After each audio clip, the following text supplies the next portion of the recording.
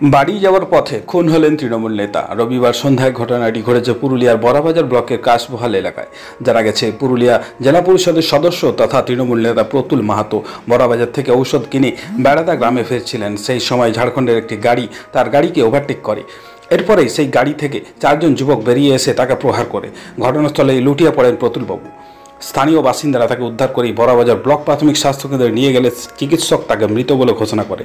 এই ঘটনার পরেই স্থানীয় বাসিন্দারা চারজন যুবকের মধ্যে তিনজনকে ধরে পুলিশের হাতে তুলে দেয়। ঘটনাতে অভিযুক্ত একজন পলাতক রয়েছে। আটক করা হয়েছে ঝাড়খণ্ডের গাড়িটিকে। পুলিশ সূত্রে জানা গেছে, ঘটনার সময় প্রতুলবাবুর সঙ্গে থাকা তার পুলিশের দেওয়া সিকিউরিটি গার্ডটি ছিল না। গোটা ঘটনায় ব্যাপক উত্তেজনা ছড়িয়েছে পুরুলিয়া বড়াবাজার এলাকায়। কী কারণে এই খুন, সেই নিয়ে তদন্ত শুরু করেছে পুলিশ। একটা কমপ্লেন পেয়েছে, একটা ইনসিডেন্ট ঘটেছে। এখানে জেলা পরিষদের মেম্বার ছিলেন প্রতুল মাহাতো, উনি এক্সপায়ার করেছেন। আর এই ঘটনার সঙ্গে জড়িত আমরা তিনজনকে অলরেডি ডিটেন করেছি।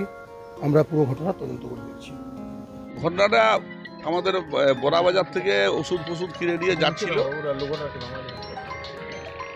এবং সেই যাওয়ার পথে ওই কিছু মদ খাওয়া মাতাল, হ্যাঁ, ঝাড়খণ্ডের থেকে দিয়ে এসে ওখানে মদ খাতে, ওদের সাথে হঠাৎ করে মানে এর উপরে চড়াও হয় মাতাল অবস্থাতেই, এবং একে ধাক্কা দিয়ে ফেলে অনেক কিছু মানে ওইখানেই প্রায় মরেই গিয়েছিল, ওইখানে আধমরা হয়ে গেছিল।